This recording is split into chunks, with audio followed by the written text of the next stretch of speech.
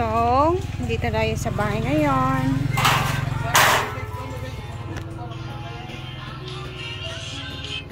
O, diba? Ang ganda na. Pininturahan na din nila ang mga tubular, o no? Rectangular.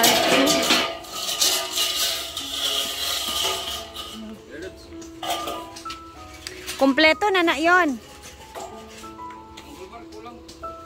Ang gold bar na lang kulang. Tara at akyatin muna natin sila. Ganito pala ang kulang.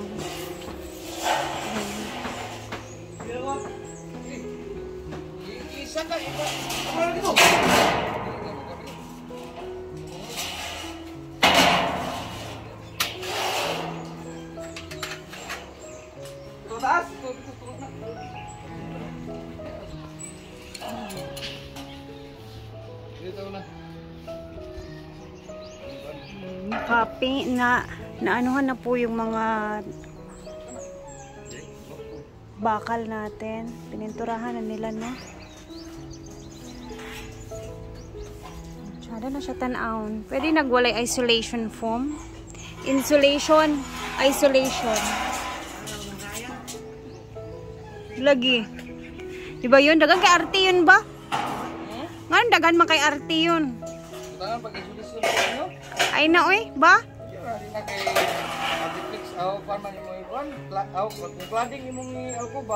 Gamit kita na.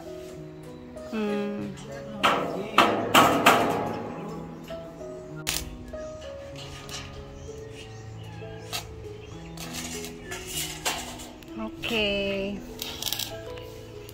So, nag-uniform na yung kulay niya. Gray siya, guys. Kasi, later, soon, malalaman niyo kung ano yung kulay ng ating color roof.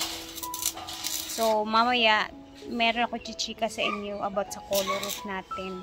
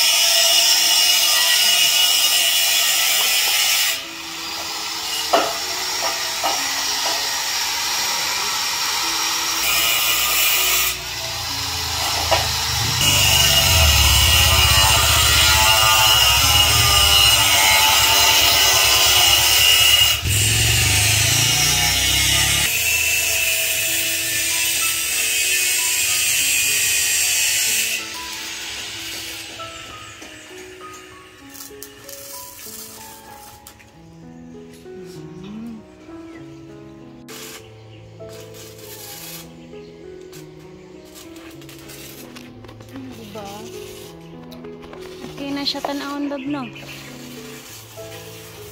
Pwede nang walang ano.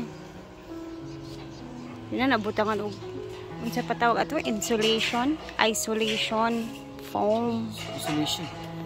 Isolation. I-isolate man niya. Unsa di ay? Ay, kanang mga maayo mo istorya ka, dagan mga star. Mas mabeta, mas maayo maghilom na lang ka. Oo.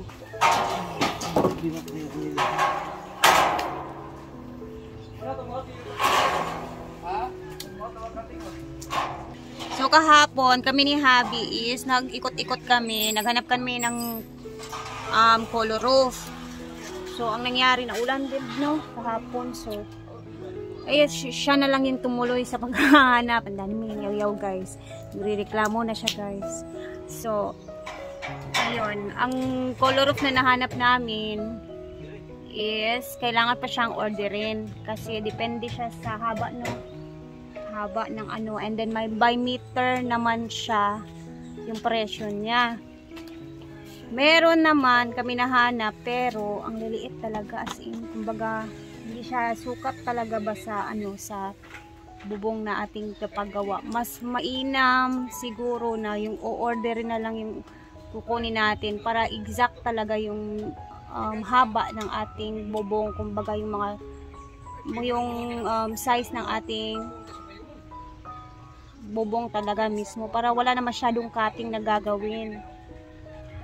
So, ayan. Siguro mag-aantay kami ng mga 3 days para makuha yung yung bubong na yon, and then fix na yung mind namin sa kulay.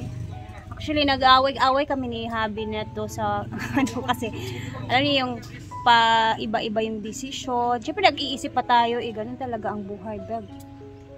Pag siya, syempre hindi nila ako kilala, hindi naman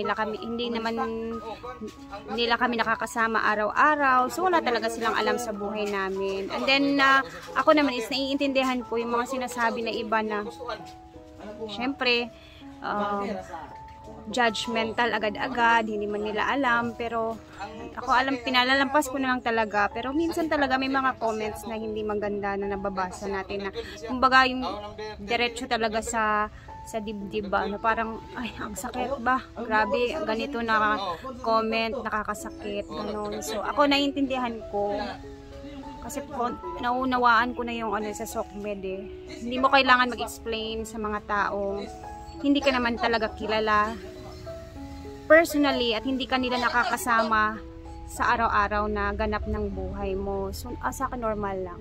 And then, yung reaction naman ni Habi is normal lang din yun kasi parang nasaktan siya. And then, yun lang. Love lang. Relax lang tayo sa buhay. Pasensya, ganon. Ito nga yung pinapagawa namin ni Habi. Pero na kami, parang medyo nakaka-stress na siya kasi wait lang, nag-aaway sila dito.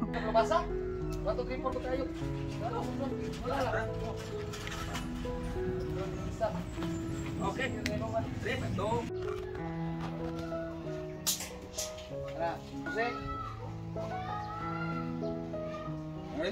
Diskusi. Ha? Diskusi. Ano na pariya mo na? Diskusi. Oh. Pariya lagi apa na isa rin gas? Mo, sarero. Oh.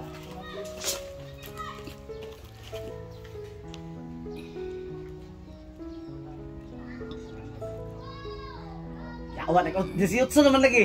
Ano ito? Ha? Oh, tara. Kaya isa magwagit yun ya.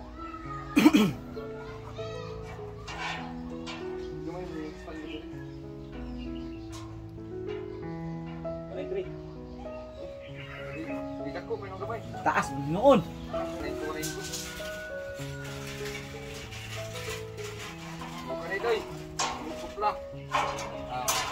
Sabi ko, sa mga desisyon namin ni Habi dito, minsan may ginagawa kaming tawag nito, nagtototal kami sa mga materyales na bibilhin. Minsan, nag-a-up pa din talaga yung price. So, medyo nakaka-stress minsan talaga, no?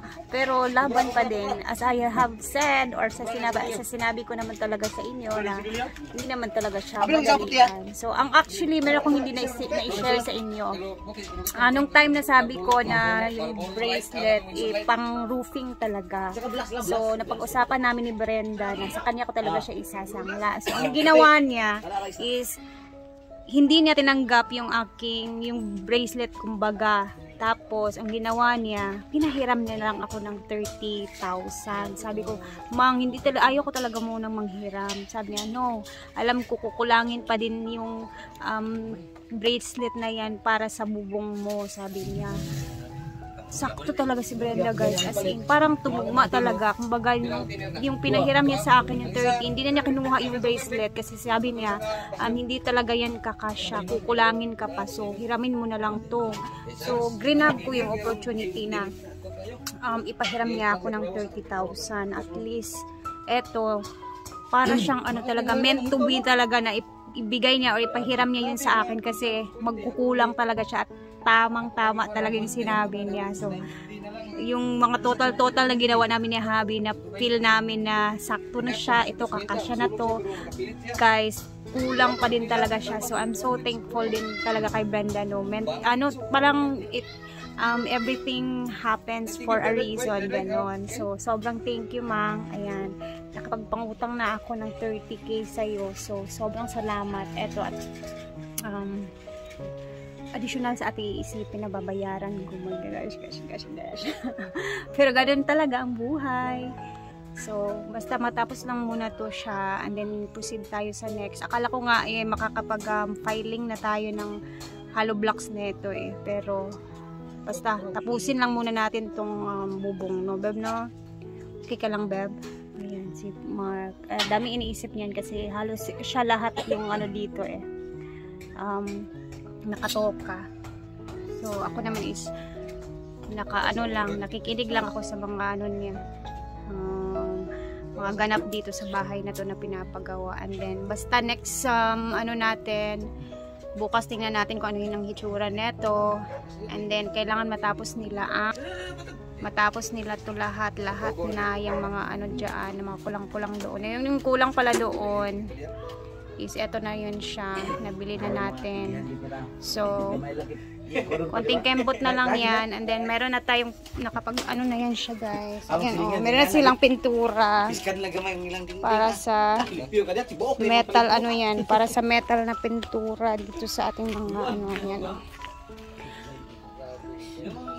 So, kailangan pala siyang unahing i-install ang mga rectangular tube natin para mapinturahan din nila yung mga daanan ng mga na-welding nila. Ganun, dapat. Kasi pag nauna siya, doble ang mangyayari na pintura, no?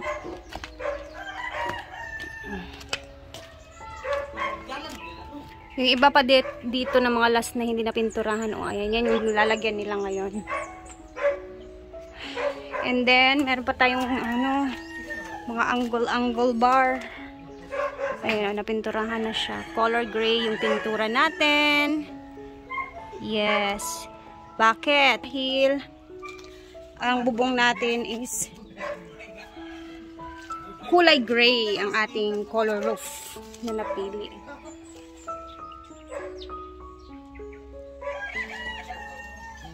So, sige lang, laban lang pa din tayo sa buhay. And then, ayan, mag-update ako sa inyo next. Dahil ngayon is meron akong dami kong gagawin ngayon. Basta laban lang. Yun lang muna for today's video, guys. And ako aalis na muna kami ni Habi. And then, dito pala sa ating kapiton na kulay brown, oh, na bubong. Ito naman blue. So, medyo relaxing naman yung ating kulay dito kasi naka-gray yung ating bubong. Gusto ko yung ano lang siya.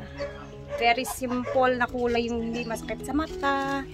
Ayan, so ay, Diyos ko lang, dami pang gagawin dito. So, thank you for always watching. Salamat sa support. And then, update na lang tayo sa mga susunod na araw dito sa ganap ng ating pinapagawa na bahay. And dahil kailangan natin magsikap pa more sa ating pangarap na bahay na to. Thank you for watching. Ingat po tayo lahat.